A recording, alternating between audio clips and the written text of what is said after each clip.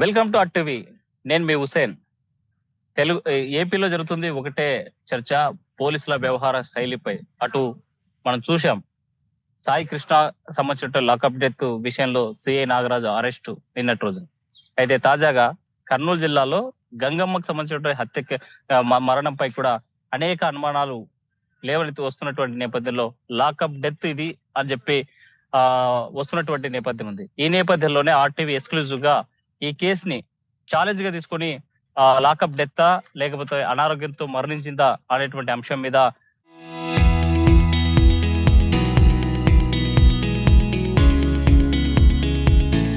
ఎప్పటికప్పుడు ఎక్స్క్లూజివ్ గా ground report అందించేందుకు అనేక ప్రయత్నాలు చేస్తా ఉంది. ఆర్టీవీ ఆ రకంగానే ముందుకు వెళ్తున్నటువంటి పరిస్థితి. ఈ నేపథ్యంలోనే కౌతాల మండలం బద్రిహాల్ గ్రామానికి ఆర్టీవీ టీం వెళ్ళింది. అక్కడ కుటుంబ సభ్యులతో మాట్లాడింది.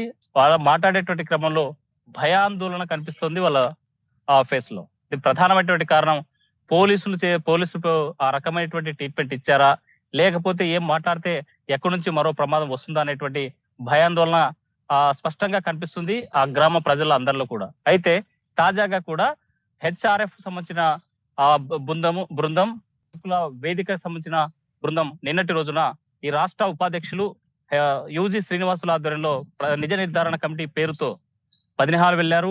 ఆ కుటుంబ సభ్యులతో మాట్లాడారు. అక్కడ ఏం జరిగింది, ఎలాంటి సిచ్యువేషన్ ఉంది, వాళ్ళు ఏం మాట్లాడారనే అంశం మీద మనతో మాట్లాడడానికి ఎక్స్క్లూజివ్ గా యూజీ శ్రీనివాసులు ఉన్నారు.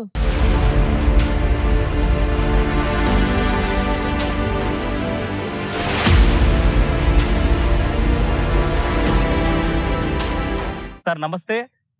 నమస్తే అండి సార్, నిన్న మీరు బద్రిహాల్ వెళ్ళారు. బద్రిహాల్లో కుటుంబ సభ్యులతో మాట్లాడినారు. కుటుంబ సభ్యులతో మాట్లాడేటువంటి క్రమంలో మీకు తెలిసిన నిజాలేంటి, మీ నిజ నిర్ధారణ కమిటీలో తేలినటువంటి వాస్తవాలేంటి? మేము ముగ్గురు సభ్యుల బృందం బద్రిహాల్ గ్రామాన్ని సందర్శించడం జరిగింది. మేము సందర్శించినప్పుడు గంగమ్మ కూతురు చాలా భయంతో చెప్పడానికి కూడా సంకోచిస్తూ మాతో ఒక అరగంట సేపు మాట్లాడడం జరిగింది. ఆ అమ్మాయి చెప్పడం బట్టి చూస్తే మే 26 నుంచి మే 31వ తేదీ వరకు కూడా మరి రాష్ట్ర హైకోర్టు ఆదేశించినటువంటి ఏదైతే సిట్ ఆధ్వర్యంలో వచ్చినటువంటి టీము మరి గంగమ్మను విచారించడం జరిగింది. అట్లాగే గంగమ్మతో పాటు దర్గాను కూడా విచారించినటువంటి సందర్భం మన ముందుంది. ఆ విచారించే క్రమంలో మరి గంగమ్మను చిత్రహింసలకు గురి చేసినారని కూడా ఆ యొక్క బాధితురాలు మాట్లాడుతూ చెప్పడం జరిగింది. అయితే వాళ్ళమ్మ మృతికి కారణం ఆమెకు అనారోగ్యమే అని చెప్పేసి బయట చెప్తున్నటువంటి పరిస్థితి కూడా ఉంది.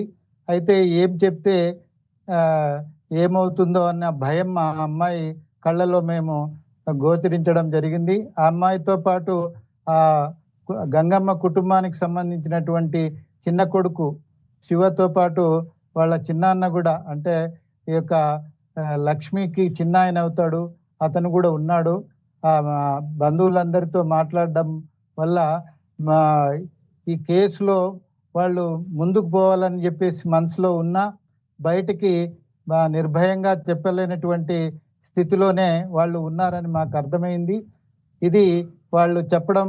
ఇంకొక విషయం ఏమంటే, ఈ పోలీసుల చిత్రహింసలలో భాగంగానే మరి పోలీసుల అదుపులో ఉన్నటువంటి గంగమ్మను వాళ్ళ అమ్మాయితో లక్ష్మితో పాటు మే 31వ తేదీన సాయంత్రం ఆదోన్ నుంచి మరి కర్నూలుకి తీసుకువెళ్ళడం జరిగింది.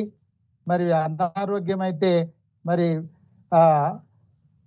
పోలీసుల హింస జరిగిందా, పోలీసుల హింస వల్ల ఆమె అనారోగ్యానికి గురైందా, లేకపోతే భయంతో బాధితురాలు కూతురు లక్ష్మి చెప్పడం బట్టి చూస్తే మరి అమ్మాయి ఈ మొత్తానికి కిమ్స్ హాస్పిటల్లో కర్నూలులో అడ్మిట్ చేసినారని చెప్పింది.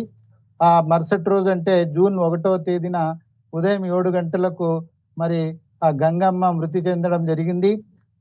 మేము విచారించినటువంటి క్రమంలో గ్రామ ప్రజలనైతేనేమి కుటుంబ సభ్యులనైతేనేమి విచారించినటువంటి క్రమంలో పోలీసుల చిత్రహింసల వల్లే ఈ యొక్క గంగమ్మ మృతి చెందిందని చెప్పేసి మేము మానవ హక్కుల వేదికగా భావిస్తున్నాం.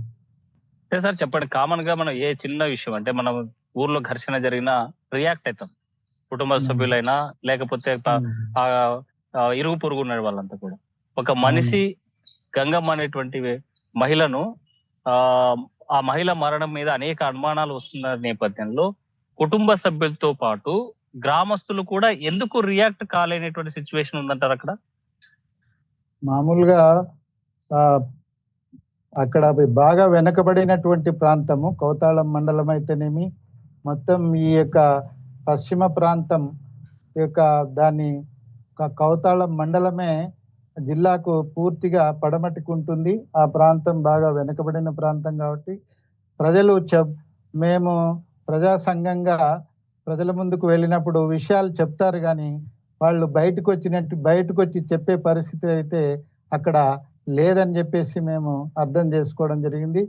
మేము అందులో భాగంగానే వాళ్ళు బయటకు వచ్చి చెప్పలేకపోయినా కనీసం జరిగింది మాతోనైనా చెప్పమంటే వాళ్ళు చెప్పడానికి కూడా సంకోచిస్తూనే చాలా విషయాలు చెప్పడం జరిగింది. ఈ యొక్క పోలీసులు విచారించేటటువంటి క్రమంలో గంగమ్మనైతేనేమి, ఆమె ప్రియుడు, ఆమెతో సంబంధం కలిగినటువంటి దర్గయ్యను మరి ఆ యొక్క వీరేంద్ర శవాన్ని ఎక్కడ పూడ్చిపెట్టినారని చెప్పేసి వాళ్ళిద్దరిని కూడా వాళ్ళిద్దరి మీద ఒత్తిడి తేవడం, అట్లాగే వాళ్ళను చిత్రహింసలకు గురి చేసేటటువంటి పరిస్థితి కొనసాగింది అని చెప్పేసి ప్రజలు స్పష్టంగా చెప్తున్నారు. అయితే బయటకు వచ్చి చెప్పడానికి వాళ్ళు సంకోచిస్తూనే మాట్లాడడం జరిగింది. సార్, ఇలాంటి కేసులో మనం చూసాం, వివాహేతర సంబంధం పెట్టుకుని కన్న కొడుకునే కడదేసినటువంటి తల్లి తప్పు చేసింది. తప్పు చేసింది. దాని సమాజం కూడా ఏ ఒక్కరు కూడా హర్షించడం లేదు, దాన్ని అంగీకరించడం లేదు కూడా. అయితే ఇలా క్రిటికల్ కేసు ఉన్నటువంటి సిచ్యువేషన్ లో మానవ హక్కులు ఏం చెప్తున్నాయి, పోలీసులు చేయాల్సినటువంటి పాత్ర ఏంటంట? మామూలుగా ప్రజాస్వామ్యంలో ప్రభుత్వం చేయాల్సినటువంటి విధి ఏమంటే ఈ యొక్క అందులో శాంతి భద్రతలు కాపాడడం, నేరాలు జరగకుండా చూడడం అనేది పోలీసు శాఖకు సంబంధించినటువంటి బాధ్యత. మరి అందులో భాగంగా ఈ వీరేంద్రను చంపినటువంటి విషయంలో హైకోర్టు ఆదేశాల మేరకు వచ్చినటువంటి సిట్ అయితేనేమి, అట్లాగే పోలీసులు అయితేనేమి మామూలుగా ఏం చేయాలంటే ఫిర్యాదు ఇచ్చినటువంటి వాళ్ళ ఫిర్యాదును నమోదు చేయడంతో పాటు నిందితులుగా వాళ్ళు నిర్ధారణకు వచ్చినటువంటి వారి పట్ల వాళ్ళ హక్కులు అనేవి ఉన్నాయి. నిందితులకు కూడా మనం చాలా మంది అనుకుంటారు నేరం చేసినారు కదా, నేరం చేసిన వాళ్లకు హక్కు లేనిది అని చెప్పేసి. కానీ రాజ్యాంగం అయితేనేమి, చట్టం అయితేనేమి నిందితులకు కూడా కొన్ని హక్కులు కల్పించింది. అందులో ముఖ్యమైనది వాళ్ళను ఏ నేరం కింద విచారిస్తున్నారు అనేది వాళ్ళకి చెప్పాల. తర్వాత నేరం బెయిల్ కలిగినటువంటిదా, బెయిల్ నాన్ బెయిలబుల్ సెక్షన్ కింద కేసు నమోదు చేసినారా అని చెప్పాలా. అదేవిధంగా వాళ్ళు తమకు న్యాయవాదిని కూడా విచారించేటప్పుడు తమతో పాటు ఒక న్యాయవాదిని కూడా పక్కన ఉండి అబ్జర్వ్ చేసుకోవడానికి కూడా అవకాశం కల్పించాల. అట్లాగే వాళ్ళను విచారించేటటువంటి క్రమంలో నిర్బంధంలో పెట్టుకోవడానికి లేదు. 24 గంటల్లో కోర్టు ముందు హాజరుపరచాలనేది కూడా నిందితులకు ఉన్నటువంటి కీలకమైనటువంటి ప్రధాన హక్కులు.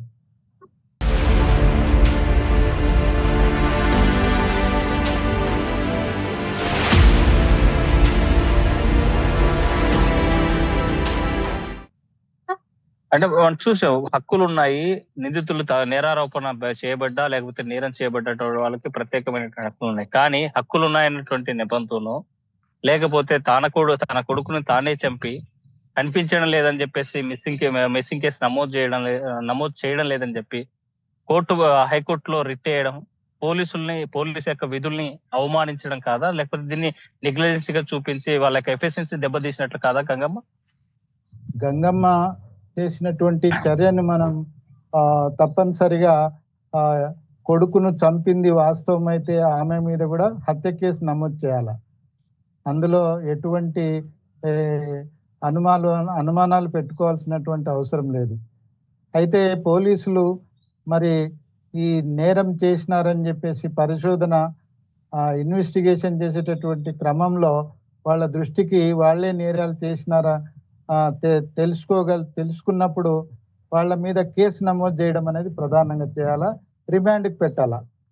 మరి వీరేంద్రను చంపి సమాజం ఎట్లా చూస్తుందంటే ఇది ఒక నైతికమైనటువంటి నేరంగా చూస్తూనే దీన్ని పెద్దగా అంటే హక్కుల కోణంలో దీన్ని చూడాల్సినటువంటి అవసరం లేదు.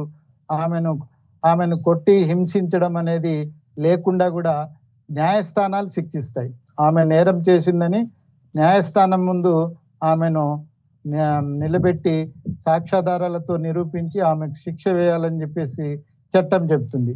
ఆ నేరము ఎంత హేయమైన నేరమైనా పోలీసులు చట్టాన్ని తమ చేతుల్లోకి తీసుకోవడానికి వీల్లేదని చట్టం చెప్తుంది.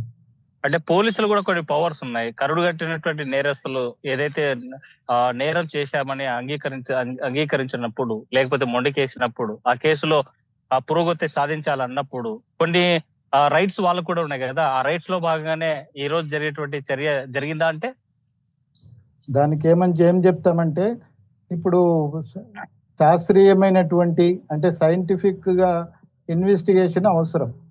మనది డెవలప్డ్ కంట్రీస్ లో ఉన్నట్టు ఇన్వెస్టిగేషన్ చేయడం అనేది సాధ్యం కాకపోయినా కొట్టడం, అది చనిపోయే వరకు కొట్టడం ద్వారానే మరి వీరేంద్రను పూడ్చిన స్థలాన్ని, శవాన్ని వెలికి తీయాలనే ఆలోచన అనేది సరైంది కాదు. పోలీసులకి ఇన్వెస్టిగేషన్ పవర్ ఉంది. ఒక్కొక్కసారి నిందితులు తిరగబడి పోలీసుల మీద కూడా చేయి చేసుకుంటున్నప్పుడు వాళ్ళని అదుపు చేయడానికి వాళ్ళను కొంత బలప్రయోగం చేసేటటువంటి హక్కు ఉంటుంది. దాన్ని ఎవరు కాదనడానికి లేదు. ఇక్కడ ఆ పరిస్థితి లేదు. దాదాపు 6 రోజుల పాటు మరి గంగమ్మ అయితేనేమి, దర్గా అయితేనేమి పోలీసులు అదుపులో ఉన్నారు. ఆ అదుపులో ఉన్నప్పుడు మరి వీళ్ళే హత్య చేసినారని పోలీసులు నిర్ధారణకు వచ్చిన తర్వాత వాళ్ళ ఇద్దరితో మాత్రమే కాకుండా గ్రామంలో మరి వీళ్ళిద్దరు కలిసి ఈ నేరాన్ని చేసిన క్రమంలో ఆ యొక్క కుటుంబాన్ని కానీ, ఆ కుటుంబం అట్లాగే గ్రామస్తుల్ని కానీ ఇన్వెస్టిగేషన్ చేసేటటువంటి క్రమంలో వాళ్ళే నేరం చేసినారని రుజువుపరచాలి. కానీ కేవలం హింసించడం వల్ల వాళ్ళు చేసినటువంటి నేరం యొక్క తీవ్రతను దృష్టిలో పెట్టుకొని మేము హింస ప్రయోగిస్తామని పోలీసులు అంటే అది చట్టం ఒప్పుకోదు. అంటే మనం చూసాం ఈ కేసులో సంబంధించి వీరేంద్రకు సంబంధించినటువంటి అస్థికలు తీశారు. అవి ఫోరెన్సిక్ రిపోర్ట్ కూడా పంపించారు. కానీ ఆ గ్రామంలో ఒక మాట వినిపిస్తుంది, అది 17 ఏళ్ళు సంబంధించినటువంటి వీరేంద్ర అలియాస్ వీరేష్ సంబంధించినటువంటి మృతదేహం కాదు, దానికి సంబంధించినటువంటి అస్థికలు కాదు అనేటువంటి అనుమానాలు వ్యక్తమవుతున్నాయి. మీరు గంగమ్మ కుటుంబంతో మాట్లాడేటువంటి క్రమంలో అలాంటి డౌట్స్ ఏమైనా ఎక్స్ప్రెస్ చేశారా? వాళ్ళు ఏమైనా చెప్పారా మీకు? మాకు వీరేంద్రన్ చనిపోవడంలో వాళ్ళ గంగమ్మ పాత్ర ఉందని చెప్పేసి పరోక్షంగా వాళ్ళు చెప్పడం జరిగింది. అయితే ఈ పోలీసుల ఇన్వెస్టిగేషన్ లో భాగంగా ఏదైతే శవాన్ని బయటికి తీశారో అది వీరేంద్రదేనా కాదా అన్నది మరి డిఎన్ఏ రిపోర్ట్ లో తెలిసేటటువంటి అవకాశం ఉంటుంది. అది మరి ఎవరైతే ఉంటారో ఆ డిఎన్ఏ టెస్ట్ చేసేటటువంటి డాక్టర్స్ ఇచ్చే రిపోర్ట్ మీద ఆ విషయం ఆధారపడి ఉంది. అంటే ఫోరెన్సిక్ రిపోర్ట్ రాలేదు, వీరేంద్ర అస్థికలు బయటికి తీసి ల్యాబ్ కి పంపించారు, కానీ అది వీరేంద్రదే అని చెప్పి ఎలా కన్ఫర్మ్ చేయగలుగుతున్నారంటారు పోలీసులైనా లేకపోతే సమాజమైనా? మనకు ఉన్నటువంటి ఇన్వెస్టిగేషన్ లో అది వీరేంద్ర సంబంధించిన మృతదేహం సంబంధించిన అస్థికలే అని చెప్పేసి ఒక వాదన వినిపిస్తుంది. దీన్ని ఎట్లా చూడాలంటారు? దీన్ని మరి సైంటిఫిక్ గా చూడాలన్నప్పుడు డాక్టర్లను సంప్రదిస్తే కొంత మనకు క్లారిటీ వచ్చే అవకాశం ఉంటుంది. మామూలుగా ఒక శవాన్ని గుర్తించాలన్నప్పుడు ఫోరెన్సిక్ డిపార్ట్మెంట్కి సంబంధించినటువంటి వాళ్ళనే ఆశ్రయిస్తారు. ఈ ఈమె కుటుంబానికి సంబంధించిన వాళ్ళ డిఎన్ఏ ద్వారా కూడా తెలిసే అవకాశం ఉంటుందేమో మరి. అవి గంగమ్మ చనిపోయినటువంటి క్రమంలో ఆమె నుంచి కూడా మరి స్పెసిమెన్స్ అనేవి తీసుకొని మరి పరీక్షించడం జరుగుతుంది. ఆ పరీక్షలో తేలే అవకాశం ఉంటుంది.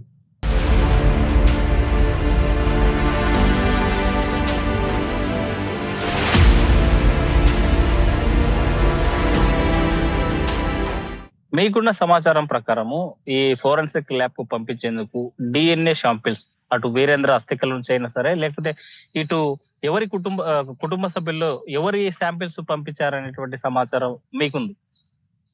మాకైతే అందుకు సంబంధించినటువంటి డాక్టర్లను మనం పోయి కలిసింది లేదు, కానీ గంగమ్మ నుండి తీసిన శాంపుల్స్ నుంచి కనుక్కునేటటువంటి అవకాశం ఉంటుందని నేను భావిస్తున్నాను.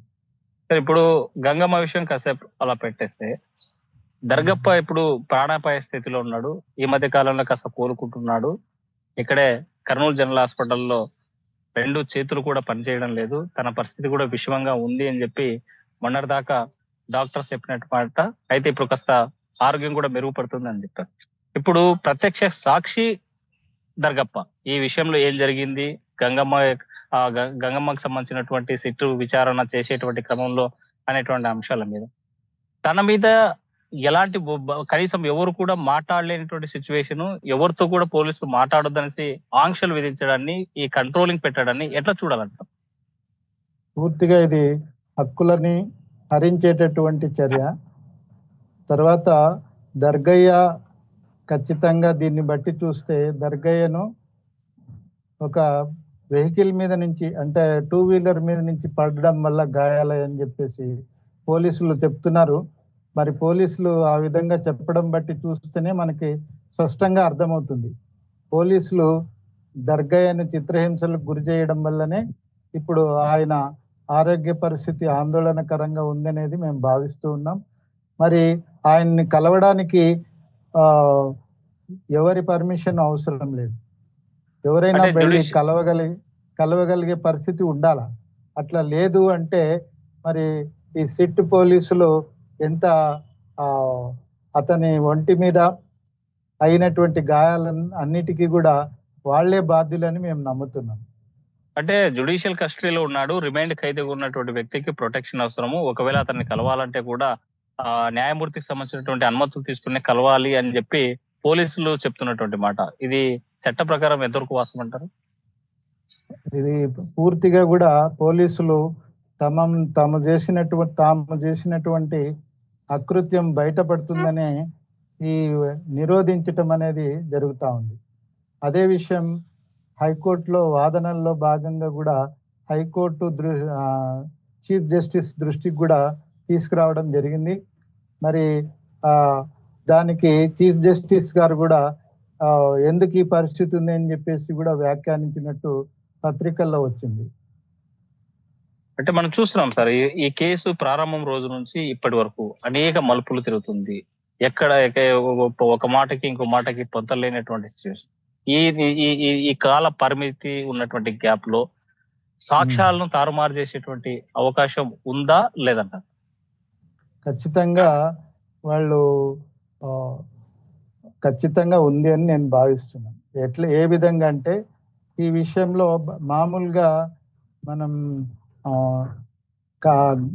విజయవాడ కేసు విషయం చూసినప్పుడు తల్లి స్పష్టంగా చెప్తా ఉంది. తల్లినే హైకోర్టును ఆశ్రయించింది, నా కొడుకును పోలీసులే కొట్టి చంపినారని. ఇక్కడ కూతురు పరిస్థితి కానీ, కొడుకు పరిస్థితి కానీ, ఆ కుటుంబ పరిస్థితి కానీ వాళ్ళు గట్టిగా పోలీసుల వల్లనే చనిపోయిందని తెలిసినప్పటికీ గట్టిగా అడగలేనటువంటి పరిస్థితి ఇక్కడ ఉంది. ప్రధానంగా దర్గయ్య విషయానికి వస్తే దర్గయ్య కూడా మరి పోలీసులకు అనుకూలంగా మాట్లాడుతున్నాడని చెప్పేసి కూడా ఆరోపణలు వినపడుతున్నాయి. పోలీసులకి పోలీసుల మీద ఉండేటటువంటి భయం వల్లనే ఈరోజు ఆ పరిస్థితి ఉందని మేము భావిస్తున్నాం. అక్కడ సాయికృష్ణ తల్లి ఒంటరి పోరాటం చేస్తుంది. తనకున్నటువంటి ధైర్యంతో కోర్టును ఆశ్రయించింది. లేదంటే తన కుటుంబ సభ్యులు సహకరించిన పరిస్థితి అక్కడ ఉంది. కానీ ఈ కేసులో నిరుపేదలు, అందులో అన్ఎడ్యుకేటెడ్స్, న్యాయం ఎవరిని న్యాయం కోసం ఎక్కడికి వెళ్ళాలి, ఎవరితో మాట్లాడాలి, ఏమి చేయాలనేటువంటి కనీస పరిజ్ఞానం లేనటువంటి వాళ్ళ నిస్సహాయ స్థితిలో ఉన్నటువంటి ఈ రెండు కుటుంబాలు, అటు గంగమ్మ అయినా ఇటు దర్గప్ప అయినా, ఈ రెండు కుటుంబాలకి సమాజం నుండి ఎలాంటి సపోర్ట్ దొరుకుతుంది? మీ మానవ హక్కుల వేదిక నుంచి ఎలా వాళ్ళకి అండగా నిలవబోతున్నారు? మీరు అడిగిన ప్రశ్న మంచి ప్రశ్న ఇది. మరి మేము ఇక్కడ అందుబాటులో లేనటువంటి పరిస్థితిలో మరి ప్రకాశం జిల్లా నుంచి ఒక ఆయన గంగమ్మ తరపున మరి హైకోర్టులో రిట్ వేయడాన్ని మేము స్వాగతిస్తున్నాం. మేము మానవ హక్కుల వేదికగా మేము చెప్పదలుచుకున్నది, జీవించే హక్కు చాలా కీలకమైంది. మన రాజ్యాంగంలో ఉన్నటువంటి ప్రాథమిక హక్కుల్లో కల్లా జీవించే హక్కు అనేది కీలకమైంది. అందుకే మేము మానవ హక్కుల వేదికగా, అట్లాగే పౌర హక్కుల సంఘంగా గత 40 ఏళ్లుగా ఈ సంస్థలో పనిచేస్తూ కొనసాగుతూ ఉన్నాం. ప్రజలు చైతన్యవంతం కావాలా, వాళ్ళకు ఉండేటటువంటి హక్కులు, ప్రాథమిక హక్కుల గురించి వాళ్ళకి తెలుసుకునే విధంగా చైతన్యవంతం చేయడం. ఈరోజు మేము గ్రామాన్ని సందర్శించినామంటే దానికి ప్రధాన కారణం మానవ హక్కుల వేదికతో పాటు భారత కార్మిక సంఘాల సమాఖ్య తరపున కూడా నర్సన్న గారు కూడా మాతో రావడం జరిగింది. మరి ఆ గ్రామాన్ని సందర్శించినప్పుడు మరి ఆ గ్రామంలో ఉన్నటువంటి గంగమ్మ కుటుంబానికి మేము ధైర్యం చెప్పాము. మీరు ఇప్పటికి ఉన్న విషయం బయటికి చెప్పడానికి మీరు సంశయిస్తున్నప్పటికీ మమ్మల్ని సంప్రదిస్తే మీ తరపున మేము ప్రభుత్వాన్ని గట్టిగా అడగడం జరుగుతుంది. అందులోనూ గంగమ్మ కుటుంబం కూడా దళిత కుటుంబానికి చెందింది. ఆ దర్గయ్య కూడా దళిత కుటుంబానికి చెందిన వాళ్ళే. వాళ్ళు చట్ట ప్రకారం నేరం చేసినప్పటికీ ఏదైతే నేరం చేసింటారో ఆ నేరానికి వాళ్ళు బాధ్యులు, కానీ వాళ్ళ కారణంగా వాళ్ళ కుటుంబాల్లో ఉన్నటువంటి వాళ్ళ సంతానం సఫర్ కావడానికి వీల్లేదు. మరి దాని గురించి ఎస్సీ ఎస్టీ అత్యాచారాల నిరోధక చట్టం అనేది కూడా మరి దళితులు పోరాడి సాధించుకున్నటువంటి చట్టం ఒకటి ఉనికిలో ఉన్నప్పుడు రాష్ట్ర ప్రభుత్వం స్పందించాల. ఇక్కడ జీవించే హక్కు ఉల్లంఘించడానికి లేదు. వాళ్ళిద్దరూ నేరం చేసినా ఆ నేరానికి చట్టం ముందు, అంటే న్యాయస్థానం ముందు సాక్షులను నిలబెట్టి వాళ్ళకి శిక్ష వేయాలి, కానీ వాళ్ళు జీవించే హక్కునే హరించడానికి అనేది వీల్లేదని చెప్పి మేము ప్రజలకు వివరించి చెప్పడం జరుగుతుంది. అదేవిధంగా కలిసి వచ్చేటటువంటి శక్తులతో కలిసి బాధిత కుటుంబం ముందుకు వస్తే తప్పకుండా ఆ కుటుంబానికి న్యాయం జరిగే విధంగా, ఇప్పుడు సిట్ పోలీసులు ఎవరైతే ఉన్నారో వాళ్ళు కూడా నేరం చేసినట్లే. మనం గంగమ్మ దర్గయ్యల గురించి ఇంతసేపు మాట్లాడుకున్నాం. మరి వాళ్ళు చేసింది నేరం అని భావించినప్పుడు చట్టం ఏం చెప్తుంది? వాళ్ళ మీద కేసు నమోదు చేయాలా, వాళ్ళని రిమాండ్కి పెట్టాలా? వాళ్ళు చేసిన నేరంలో భాగంగా మరి వీరేంద్ర శవాన్ని ఎక్కడ పూడ్చిపెట్టారు, అది వీరేంద్రదేనా శవము తేల్చాల్సింది అంతా కూడా రాష్ట్ర ప్రభుత్వంలో భాగంగా ఉన్నటువంటి పోలీస్ శాఖ. ఆ పోలీస్ శాఖకు అధికారం కట్టబెట్టింది ప్రజలే. ఇటువంటి నేరాలని అదుపు చేయడానికే ఈ యొక్క ప్రజలు అధికారం రాష్ట్రంలో ఉన్నటువంటి ప్రభుత్వానికి ఇస్తే, మరి ఆ అధికారాన్ని నేరాలని అదుపు చేసేటటువంటి చర్య పోలీసు శాఖ మీద బాధ్యత ఉంటుంది. పోలీసు శాఖలో ఉన్నటువంటి అలసత్వాన్ని దృష్టిలో పెట్టుకుని మరి రాష్ట్ర హైకోర్టు ఏం చేసింది? స్పెషల్ ఇన్వెస్టిగేషన్ టీంకి బాధ్యత అప్పచెప్పింది. సాధారణ పోలీసులు నిర్లక్ష్యంగా వ్యవహరిస్తారని చెప్పేసి మరి స్పెషల్ ఇన్వెస్టిగేషన్ టీంకి అప్పచెప్తే వాళ్ళు కూడా సాధారణ పోలీసుల కంటే దుర్మార్గంగా వాళ్ళని కొట్టడం అనేది, మామూలు సాధారణ పౌరుల్ని ఏ విధంగా అయితే గంగమ్మ దర్గయ్య నేరం చేసినాడని మనం అనుకుంటున్నామో వాళ్ళు కూడా నేరానికి బాధ్యులే. వాళ్ళ ఇద్దరు చావుకు కూడా ఈ యొక్క సుప్రజ మేడంతో పాటు ఆమె టీంలో ఉన్నటువంటి 13 మంది, అదేవిధంగా వారికి సహకరించినటువంటి స్థానిక పోలీసులు అయితేనేమి, వైద్య పరీక్షలు నిర్వహించినటువంటి డాక్టర్లు అయితేనేమి, వీళ్ళందరూ కూడా హత్య కేసులో భాగం అవుతారని చెప్పేసి చట్టం చెప్తుంది.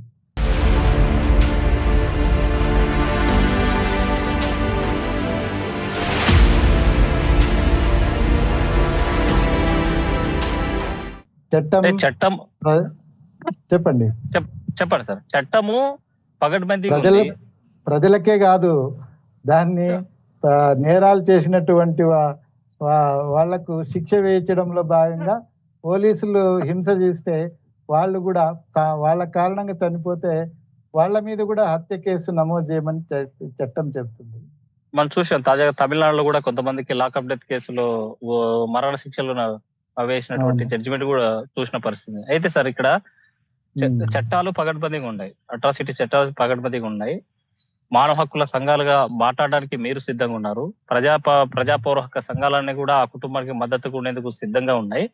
కానీ బాధిత కుటుంబము నోరు మెదపలేనటువంటి పరిస్థితుల్లో మాట్లాడేటువంటి సిచ్యువేషన్ లో ఉంటే నిజాన్ని ఇక్కడ ఉన్నట్టు జరిగినటువంటి వాస్తవాలను సమాధి అయినట్టే అనుకోవచ్చా?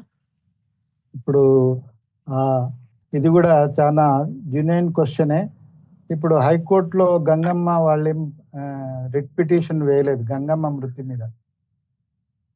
ఎవరు వేశారు? ప్రకాశం జిల్లా ఆయన వేశాడు. మరి వాళ్లకు నోరు లేదు, వాళ్ళకు మాట్లాడలేని పరిస్థితి, వాళ్లకు చట్టాల పట్ల అవగాహన లేదు, వాళ్ళు ఎవరిని ఆశ్రయించాలో తెలియదు. కాబట్టే ప్రజల్లో భాగమైనటువంటి ఒక పౌరుడు మరి స్పందించి వాళ్ళ తరపున వేస్తే హైకోర్టు ఇక్కడ గంగమ్మ విషయంగానే మరి ఇన్వెస్టిగేషన్ చేయమని చెప్పేసి మాట్లాడుతా ఉంది. ఇప్పుడు దర్గయ్య ఈరోజు నిన్నటి సమాచారం ఏమంటే దర్గయ్య యొక్క ఫిజికల్ కండిషన్, హెల్త్ కండిషన్ గురించి రిపోర్ట్ ఎందుకు నివేదిక ఇవ్వలేదని చెప్పి గట్టిగా అడుగుతున్నటువంటి పరిస్థితి. మొత్తం స్టార్టింగ్ నుంచి ఎండింగ్ దాకా ఇవాల్టి వరకు ఎలాంటి మెడికల్ రిపోర్ట్ ఇచ్చారో షీల్డ్ కవర్ ఇవ్వండి అని చెప్పి కోర్టు కూడా ఆదేశించిన పరిస్థితి ఉంది. ఆ రకంగా కర్నూలు జిజిహెచ్ సూపరింటెండెంట్ నిన్నటి రోజున సబ్మిషన్ చేసిన సిచ్యువేషన్ ఉంది. అందులో 15 రోజుల పాటు గడువు ఇచ్చింది హైకోర్టు. అయితే ఈ పరిణామాలు జరుగుతున్న నేపథ్యంలో ఫైనల్ గా ఈ కేసులో ఎలా పురోగతి సాధించబోతుంది, దీంట్లో జరిగినటువంటి లాకప్ డెత్ జరిగిందా లేదా అనేటువంటి నిర్ధారణ చేసేందుకు ఎలాంటి కమిటీలు ఉండాలి, ఎలాంటి విచారణలు చేయాలి, దానికోసం యాజ్ ఏ మానవ హక్కుల వేదికగా ఏం చేయబోతున్నారు, ఎలా ముందుకెళ్ళాం? మామూలుగా ఇప్పుడు హైకోర్టు వరకు పోయి వ్యవహారం హైకోర్టు దృష్టికి పోయింది కాబట్టి పోలీసులు ఇప్పటి వరకు ఇన్వెస్టిగేషన్ పేరుతో చేసినవన్నీ వాళ్ళు హైకోర్టుకు సబ్మిట్ చేయాల్సి ఉంటుంది. అట్లాగే బాధితుల వర్షన్ కూడా వినిపించాల్సి ఉంటుంది. బాధితులు ఇచ్చిన రిపోర్ట్ ఆధారంగా ఇప్పుడు దర్గయ్య ఉన్నాడు అనుకోండి, దర్గయ్యను ఒక మెజిస్ట్రేట్ తోటి విచారించమని హైకోర్టు ఆదేశం. ఆల్రెడీ దర్గయ్య రిపోర్ట్ కూడా సబ్మిట్ చేయడం అనేది 23వ తేదీ కల్లా సబ్మిట్ చేయమని చెప్పి హైకోర్టు ఆదేశించింది. మరి అదే విధంగా వాళ్ళు రిపోర్టు సబ్మిట్ చేసి ఉంటారు. గంగమ్మ విషయంలో ఫర్దర్గా మేము మానవ హక్కుల వేదికగా ఆ యొక్క కుటుంబానికి ముందుకొస్తే మాత్రం తప్పనిసరిగా ఈ యొక్క పోలీసుల మీద కేసు నమోదు చేయమని చెప్పేసి ఒత్తిడి చేయడానికి మేము మా వంతుగా తప్పనిసరిగా ప్రయత్నిస్తాం. ఎక్కడైనా బాధితులు ముందుకు వచ్చి గట్టిగా ఏ విధంగా అయితే విజయవాడలో జరిగినటువంటి ఘటనకు సంబంధించి ముందుకొచ్చారో బాధిత కుటుంబం ముందుకొస్తే తప్పనిసరిగా వాళ్లకు నైతికంగా బలంగా మేము నిలబడతామని చెప్పేసి నేను తెలియజేస్తున్నాను. ప్రధానంగా మనం చూసాం, మన గంగమ్మ మరణం తర్వాత బలవంతంగా లక్ష్మి కేసు తీసుకొచ్చారు. పోలీసులు ప్రెజర్ పెట్టి రాయించారు అనేటువంటిది ఒక వాదన వస్తుంది. మరోవైపు పోలీసుల యొక్క భయంతో మొన్న స్టేట్మెంట్ రికార్డు కూడా గంగన్న తీసుకున్న సందర్భం ఫెయిర్ గా స్టేట్మెంట్ రికార్డు అయి ఉంటుందంటారా, లేకపోతే భయంతో ఏమన్నా సరెండర్ అయ్యిందారా అనేటువంటి భావించవచ్చు అంటారు? మనము వాటిని తీసుకొని పరిశీలిస్తే తప్ప తెలియదు. మనకు తెలిసిందల్లా కూడా అందుకే స్వతంత్ర దర్యాప్తు సంస్థ. ఇప్పుడు పోలీసుల మీద పోలీసులు ఇన్వెస్టిగేషన్ చేస్తే కంటి తుడుపు చర్య అవుతుంది. అక్కడ విజయవాడల ఘటనకు సంబంధించి కూడా ఏసీపీ గారు విచారించమని ఆదేశించారు. ఇక్కడ కూడా పోలీసుల మీద పోలీసులే విచారిస్తే ఏ ప్రయోజనం ఉండదు. అందుకే మేము మానవ హక్కుల వేదికగా స్వతంత్ర దర్యాప్తు సంస్థ, సిబిఐ అంటాం కదా, సెంట్రల్ బ్యూరో ఇన్వెస్టిగేషన్, అట్లాంటి సంస్థలతో విచారించడమో లేదంటే జ్యుడిషియల్ ఆఫీసర్స్ తో విచారణకు ఆదేశిస్తే ఆ కుటుంబానికి న్యాయం జరిగే అవకాశం ఉంటుందని చెప్పేసి మా ప్రధాన డిమాండ్ కూడా అదే. రైట్ సార్, ఈ కేసు విషయంలో నిజాలు తేల్చాలి. లాకప్ అయితే జరిగిందా, లేకపోతే ఆమె సహజ మరణమా, అనారోగ్యంతో మృతి చెందిందా అనేటువంటిది తేలాల్సినటువంటి అవసరం ఉంది. ఆ కుటుంబానికి మానవ హక్కుల వేదికగా మీరు మద్దతు నిలుస్తారని ఆశిస్తాం. ఆ రకంగా చేసేటువంటి పోరాటానికి ఎప్పుడు ఆర్టీవీ ఎల్లంట మీ వెంటే ఉంటుంది. జరిగేటువంటి నిజాలను తేల్చేటువంటి విషయంలో నిగ్గు తేల్చేందుకు సిద్ధంగా ఉండాల్సినటువంటి అవసరం ఉంది.